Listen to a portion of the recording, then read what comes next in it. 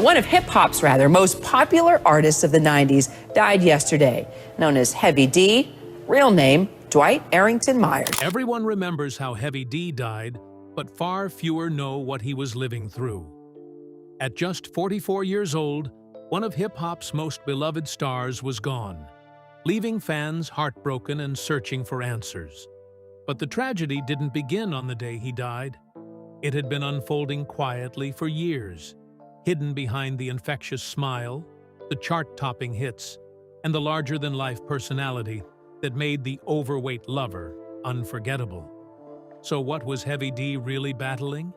And what heartbreaking truth did the world only begin to understand after he was gone? Join us as we uncover the sad story behind Heavy D's hidden struggles that the headlines never fully revealed. The famous Overweight Lover, one of the names that remains forever in the Hip-Hop Hall of Fame, will always be Heavy D. Some talents just come busting through the gate like a battering ram, and such was the big stuff crooner's influence.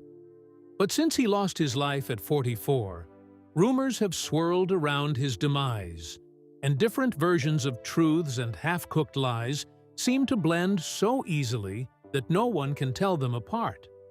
But before diving into the real heartbreaking tragedy that shaped the man behind the scenes, it is worth knowing the man really was.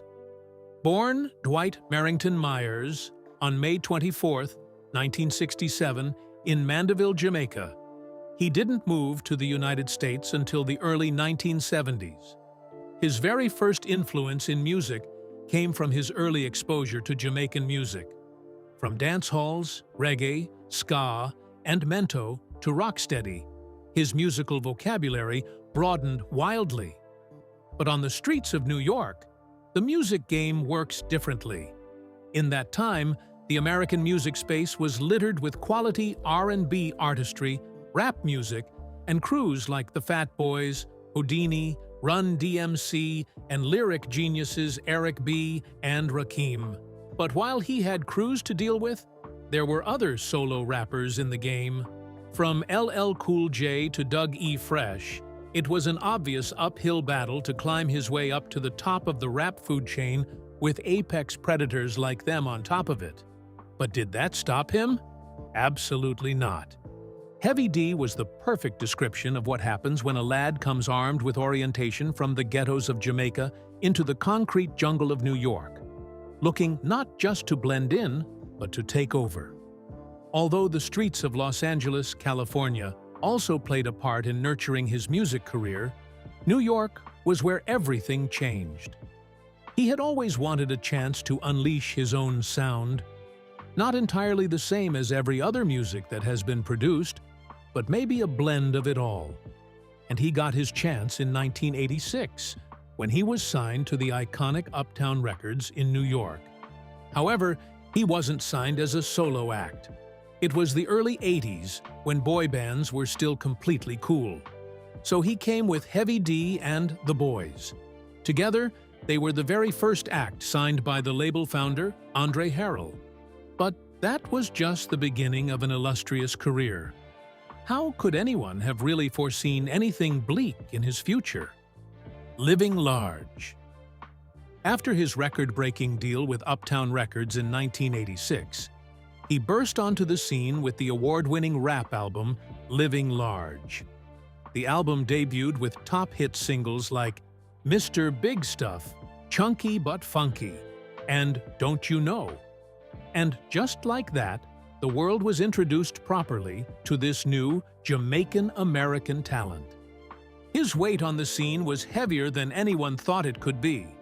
He brought a fusion of R&B, reggae, and dance-friendly rhythms, and was rooted at the center of the New Jack Swing movement. Talk about a pace-setter. Just like the album name, Heavy D was a symbol of the classic rapper lifestyle.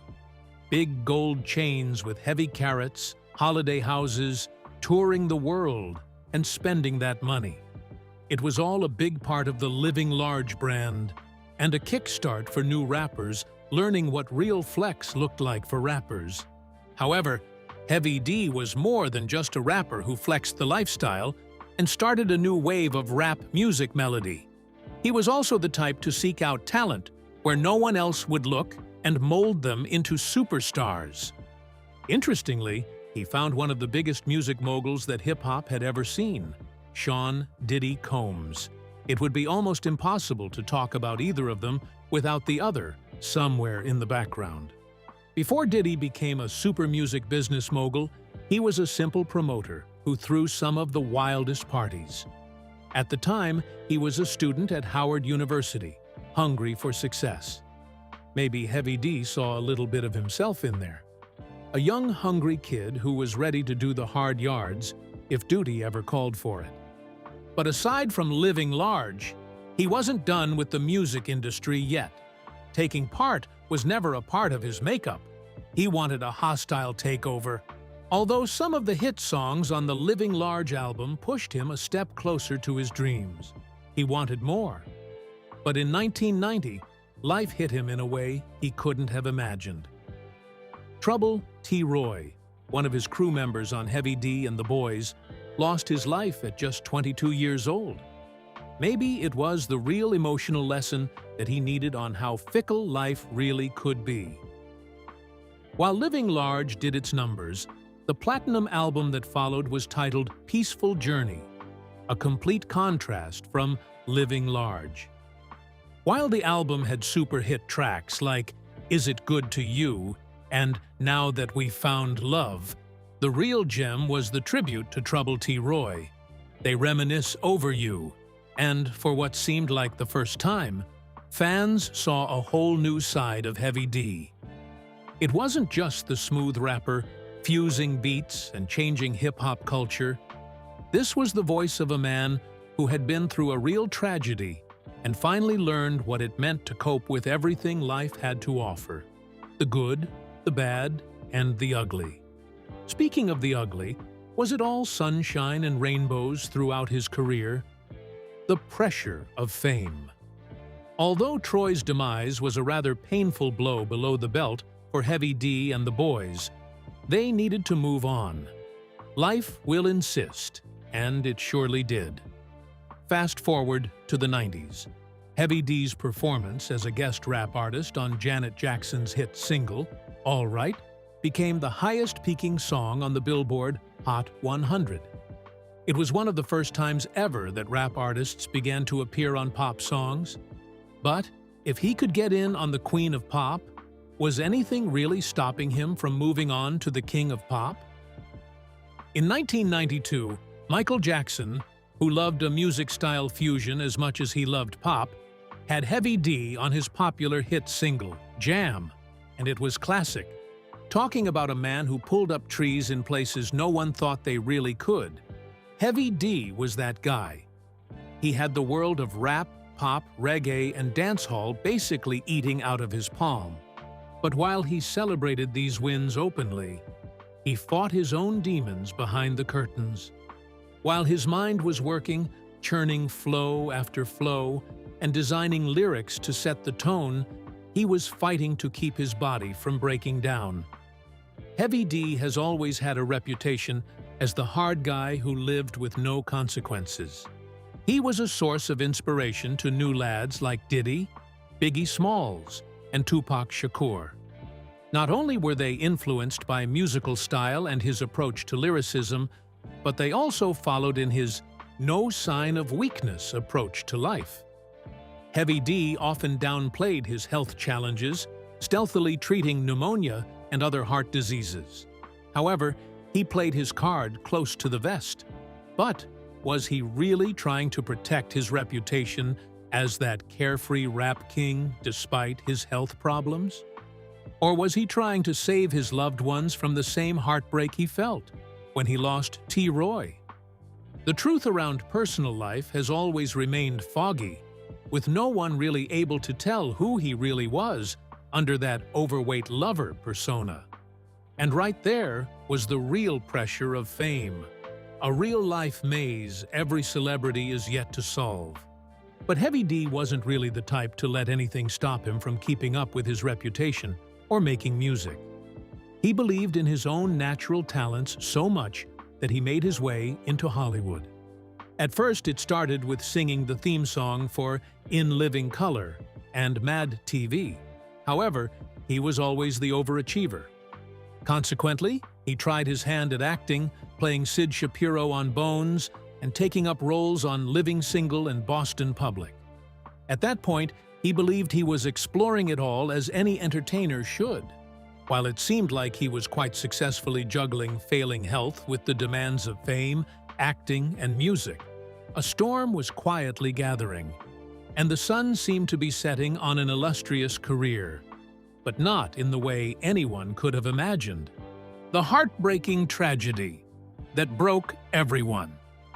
While Heavy D kept finding success in the music and movie industry almost in equal measure, he was mostly still a rapper at heart. So in his bid for more success, he returned to the studio and cooked up a new hit album, Nuttin' But Love. He was back on the music charts, letting the world know he was going nowhere. But he wasn't done yet, now was he? In 1997, he collaborated with famous blues guitarist B.B. King on his duets album Deuces Wild, featuring the hit track Keep It Coming. Speaking about influence, he basically had the late 80s and the 90s in the grasp of his palm. He was involved in entertainment, and he just wouldn't stop. But it all went down the drain in 2011, when the unthinkable happened. After many years in the spotlight, winning awards, especially the coveted Grammy Award, having platinum-rated albums, and kickstarting a whole new musical movement, Heavy D lost his life on November 8, 2011, at 44. And no, it wasn't the regular guess. At the time, social media was rife with rumors, including an overdose on controlled substances. Of course, the narrative almost too easily fell into the living large legacy, but the reports were unconfirmed. His death came as a shock to long-term fans, especially because he had just been on his first live televised performance with long-term business partner Eddie F. They were sharing a stage together for what would be the first time in 15 years. Imagine losing him just 28 days after that performance. It wasn't a thought that most fans could bear. But yet again, life insisted, and it seemed that everyone moved on. But did they truly? Critics remained high-strung on the cause of death. For the first time, fans figured that the living large crooner had been struggling with difficult, life-threatening health problems. At first, it seemed difficult to believe that a man who often sang about taking life as it comes and living it to the letter was struggling with some heart disease and pneumonia. However, it was not long before fans started to connect the dots. Maybe the biggest broken hearts always left a gaping hole with a smile. Perhaps the reason he had been so keen on having all the fun was that he never really trusted his body to hold on forever. But it wasn't just fans who suffered the brunt of his broken heart. In fact, he had a daughter in the year 2000 with then-girlfriend Antonia Lofaso, an American celebrity chef. Although they never tied the knot in a marriage, their relationship was a popular topic in the entertainment industry, and everyone wanted a piece of them. Even though the rumors about the cause of death continued, fans patiently waited for the coroner's report. One day turned into a week, and a week into a month. And just like that, more speculations grew around his death. But will the truth ever come out? And how did fans react to it? The truth emerges. It's not the first time that fans have gruesomely debated the death of a celebrity, with conflicting reports dismantling any real view of the truth. And Heavy D was not an exception. The day he died, he reportedly collapsed outside his home in Beverly Hills, California, before he was taken to Cedars-Sinai Medical Center. At first, doctors had suggested that his death might have been tied to his severe case of pneumonia. However, 49 days into his toxicology report, the coroner realized that the cause of his death was a pulmonary embolism, popularly called the PE. According to the reports, He had a blood clot lodged in a deep vein, most likely in his leg, and it broke loose and traveled all the way to his heart, and then his lungs. Many would think that the truth would finally be enough to keep the sharks away. Yet, they smelled blood in the water. Critics had more questions. How could he have had blood clots lodged in his legs? Was it a lifestyle choice problem, or just another unlucky lad? According to the reports, Craig Harvey, chief of the LA County Coroner's Office, said the blood clot was most likely formed during an extended airplane ride. It wasn't long before his team confirmed that he had literally traveled long-hour flights on a trip to Los Angeles from London. However, it wasn't the first time many traveled on a long-haul flight without the risk of deep vein thrombosis. So, why was his case any different? The questions were lingering, and most fans suddenly avoided the elephant in the room. But critics wanted answers, especially on why he was susceptible to pulmonary embolism in the first place. And the answers were disturbing. While long-haul flights did play a part in his demise, fans figured out that the real reason he was susceptible to the embolism was mostly that he was indeed overweight. Even when he was alive, Heavy D had always appeared to feel comfortable in his own skin. He seemingly cared very little about what anyone said about his weight. In fact, he built a whole brand out of it, running with the Overweight Lover brand and releasing a song, The Overweight Lovers in the House, as some seal of approval. Suddenly, it was no longer a question of whether he knew he weighed too much. The real tragedy was that his weight had never really appeared to be a burden to him. It was a part of his image, his confidence, and the Living Large brand. But did he really never think about the consequences at some point? The weight behind his legacy. There are three certain things in the world: death, taxes, and the truth seeping out of the cracks after a big disaster. Imagine the royal family's Tiara Gate incident, or Michael Jackson's vitiligo, as the sole reason he underwent depigmentation treatments, rather than the usual, he is just trying to look white. And in Heavy D's case, he did have regrets behind the scenes. His genetics were not especially helpful, and his body weight had cost him in places where no one could tell. For context, he once lost a part in a movie audition because the director believed he was stifling himself in that body. Does it get any worse than losing a part because he was weighing hundreds of pounds? Absolutely. Suddenly, the reputation he had built on that brand as the Overweight Lover seemed to be crushing every other part of his life under the same weight. Talk about a killer paradox. Although he battled that decision in silence, he reportedly made some headway and decided on a fat loss journey. After his demise, his personal trainer, Tony, who worked at the Ultra Body fitness gym in Los Angeles, claimed that the 44-year-old had decided to cut down his weight. In fact, he revealed that he had helped him lose at least 135 pounds to help him kickstart his Hollywood career in the past.